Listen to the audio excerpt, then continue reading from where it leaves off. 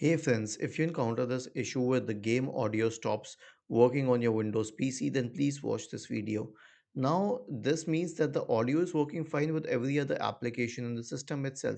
But when you try playing a specific game, then the game audio ceases. Before anything else, just update all the audio drivers. So, search for Device Manager in the Windows search bar and go to Device Manager. Expand the list for audio inputs and outputs. Right click on the audio, all the audio drivers and update them. The next one is to run the audio troubleshooter. Right click on the start button and select settings from the menu. Now go to the system tab on the list on the left hand side. In the right pane, select troubleshoot. Click on other troubleshooters and then click on run corresponding to the audio troubleshooter. The last solution is to run the volume mixer. Check the volume mixer. Why? I'll explain this once I show you the volume mixer. So go to the system tray, click on the volume mixer icon, scroll down, and then you'll find a lot of volume controls here.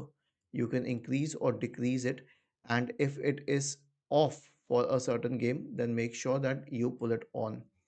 Was this helpful?